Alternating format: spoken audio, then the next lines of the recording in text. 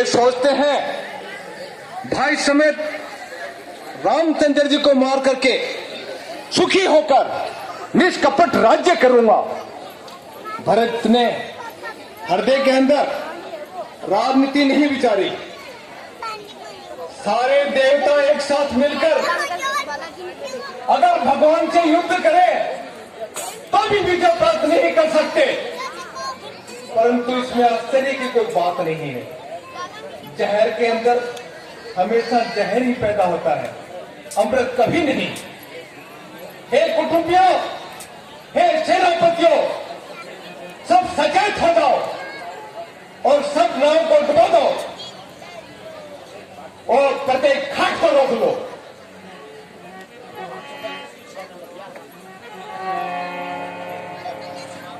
हमारे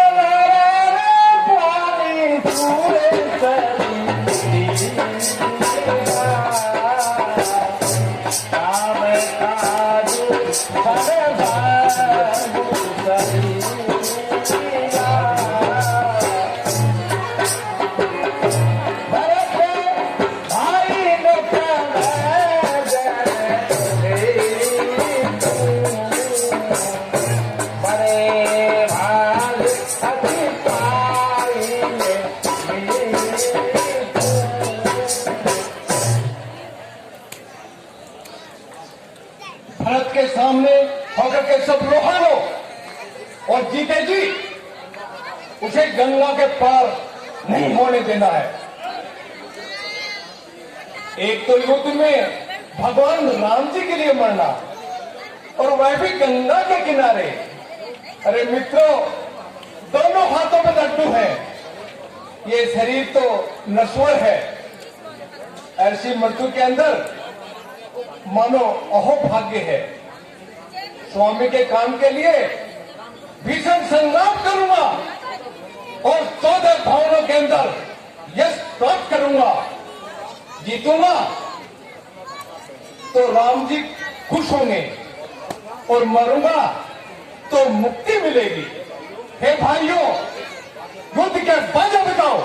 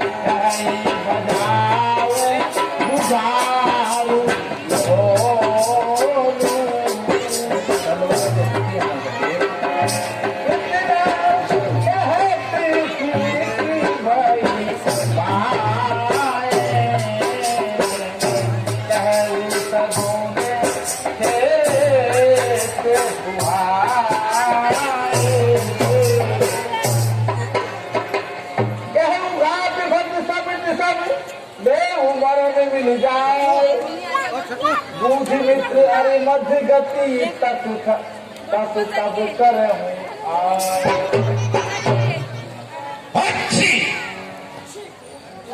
हे भाइयों, ये छींक बहुत ही शुभ है। तुम सब घाटों पे बैठो, मैं पहले जाकर उनका भेद ले लेता हूँ। फिर मैं जैसा कहूँ तुम वैसा ही करना।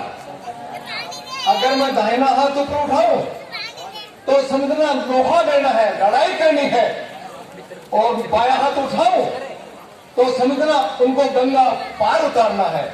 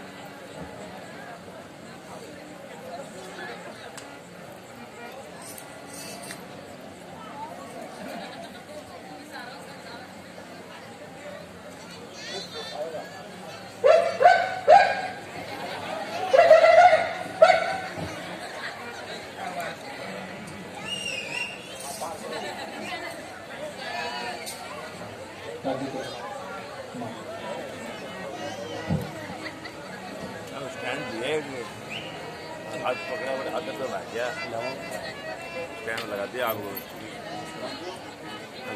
हाथ दर्द लग गया वो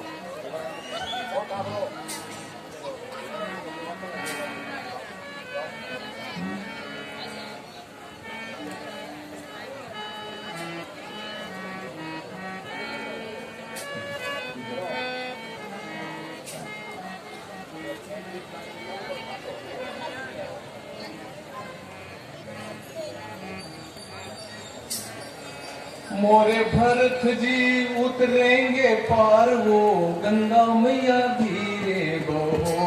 मोरे भरत जी उतरेंगे पार वो गंगा मैया धीरे बहो। धीरे बहो धीरे बहो धीरे बहो धीरे बहो धीरे बहो धीरे बहो। मोरे भरत जी हाँ मोरे भरत जी उतरेंगे पार वो गंगा मैया धीरे बहो। मोरे भरत जी उतरेंगे पार वो गंगा मैया धीरे बहो। धीरे बहो धीरे बहो धीरे बहो। आओ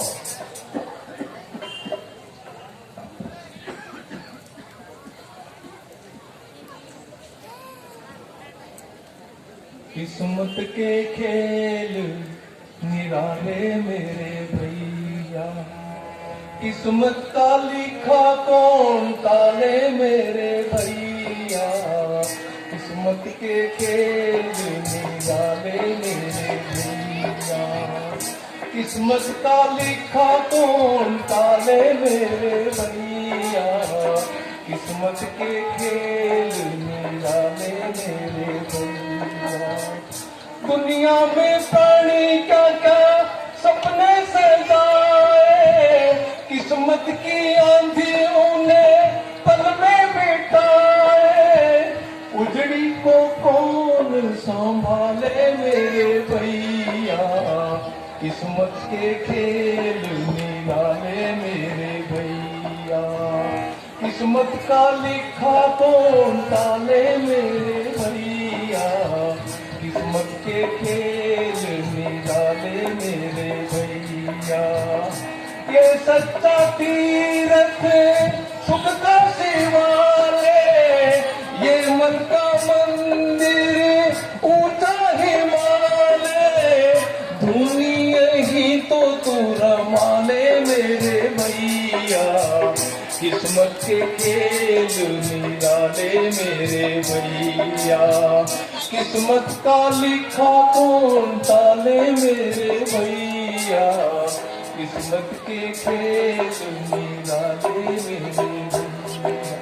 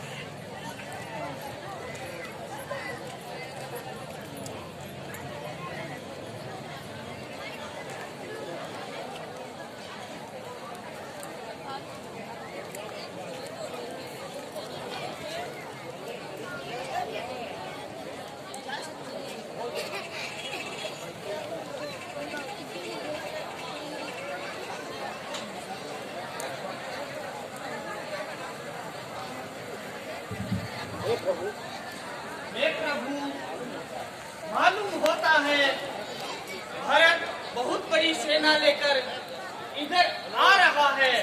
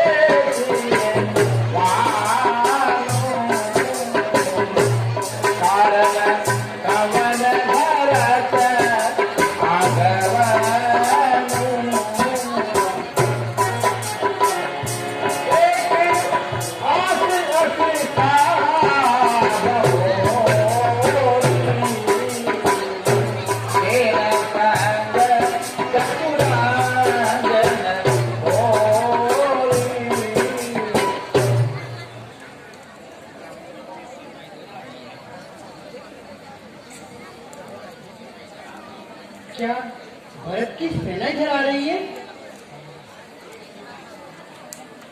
देखिए उधर नभ मंडल में ऊपर को धूरी चढ़ रही है। यह धूरी उसी से लाती है। सेना इस ओर बढ़ रही है।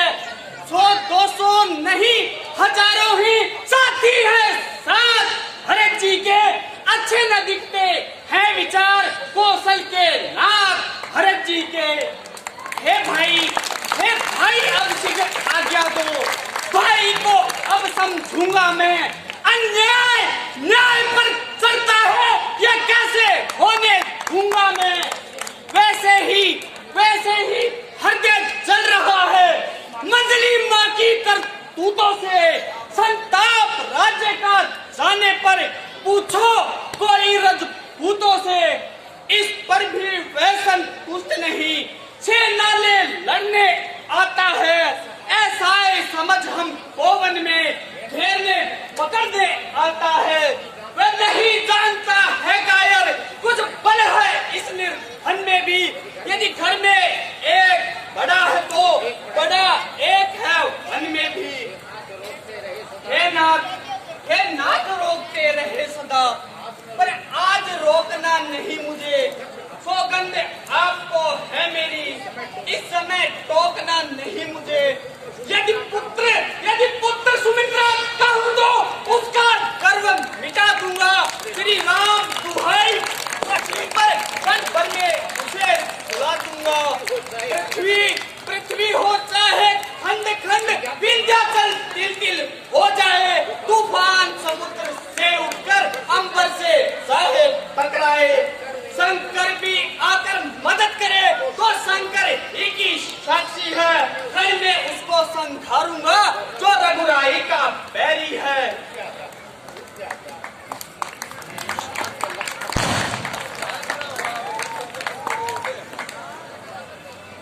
शांत लक्ष्मण शांत। पहले तो भरत गिर गया है, यह नहीं समझ में आता है। उस जैसा तो सुशील भाई जग में नहीं पाया जाता है। फिर यह भी माना बदल गया, चाहता निभाना मेल नहीं। फिर उससे उसकी सेना से ये पाना कोई खेल नहीं। तुम अकेले इस धनुआ से कब तक सम्मुख अड़ सकते हो? इतने दल वाले राजा से कैसे रण में लड़ सकते हो? बस सावधान हो गया नाथ। अब आज्ञा को दिल मचल रहा। अपमानित छत्री का लहू भीतर उबल रहा। या तो यह बाण आज शत्रुओं का संहार बाण हो जाएगा, या आज दास का सेवा में बलिदान प्राण हो जाएगा।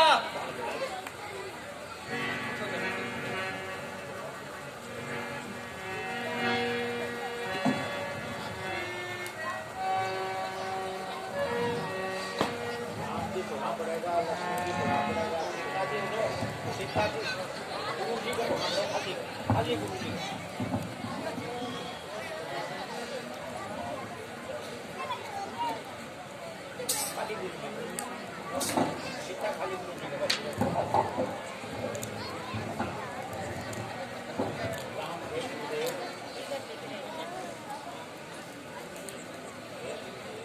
गुरुदेव,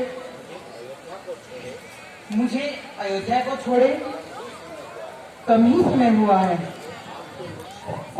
परंतु आपके मुख से यह पता चलता है कि कोई दुख का पहाड़ टूट पड़ा हो। बेटा राम, तुम्हारे पीछे से राजा दशरथ का स्वर्गवास हो गया, क्या? इसलिए हम सब व्याकुल हैं। क्या पिताजी का स्वर्गवास हो गया? पिताजी पिताजी स्वर्ग सुधार गए। हाय पिताजी, मैं कितना अभागा हूँ जो कि अंतिम बार आपके दर्शन भी ना कर पाया। बेटा राम, शोक को छोड़ो। राजा की आत्मा की शांति के लिए सब लोग आज निर्जल व्रत रखो। जैसी आज्ञा गुरुदेव। हे भैया भरत, अब आप अयोध्या शीघ्र ही वापस चले जाइए।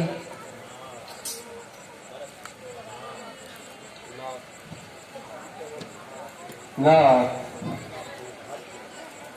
अपना दुर्भाग्य, माता का पाप, विधाता की गति और समय की कुटिलता के कारण मेरा मन अत्यंत दुखी हो रहा है। मुझे चारों ओर अंधकार दिखाई दे रहा है। जिस बात का कोई मार्ग भूल जाए तो सूर्य का कोई दोष नहीं, उसी प्रकार आप तो मुझे सत्मार्ग दिखाते हैं, सच्चे ज्ञान का उपदेश देते हैं, किंतु मेरे मन को शांति नहीं मिलती। तुम ही हो आसरा मेरा, तुम ही बंधु सखा मेरे, तुम ही स्वामी गुरु मेरे, तुम ही माता पिता मेरे।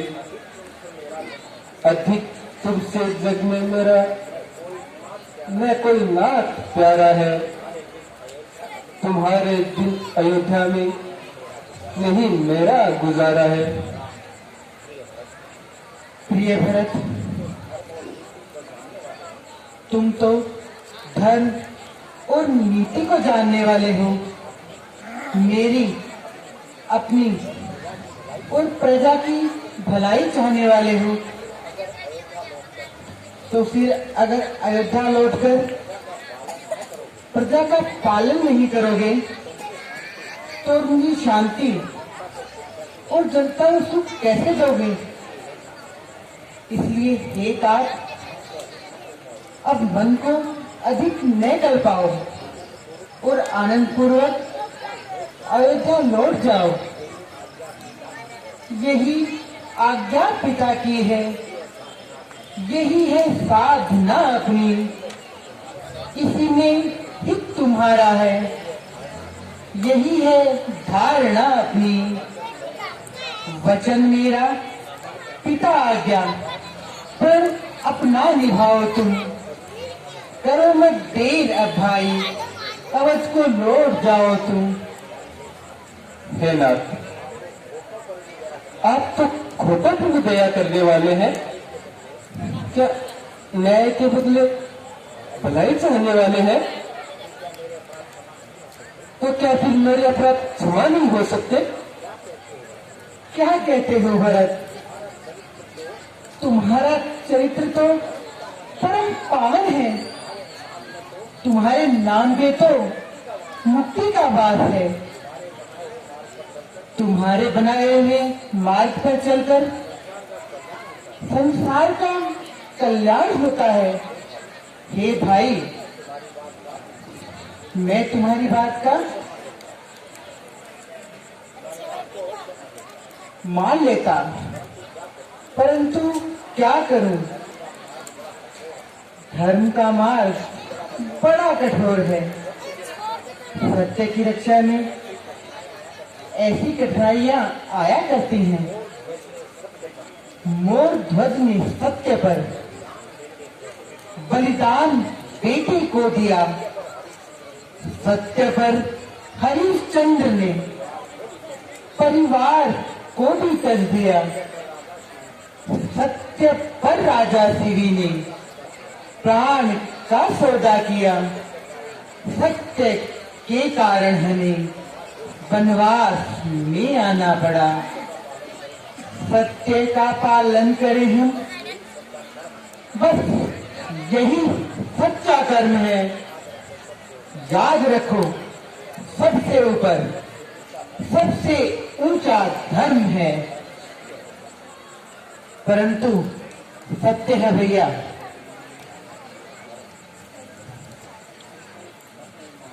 किंतु मन नहीं मानता भैया। क्या करूं? मन को मनाना होगा। क्या तुम समझते हो? तुम्हारे बिछोड़ में मुझे आनंद मिलता है? नहीं, कदापि नहीं। भाई, मैं धर्म के कारण ही तुम्हें छोड़ रहा हूं।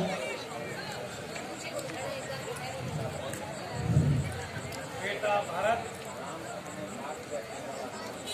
राम अपने मार्ग से हटने वाला नहीं है।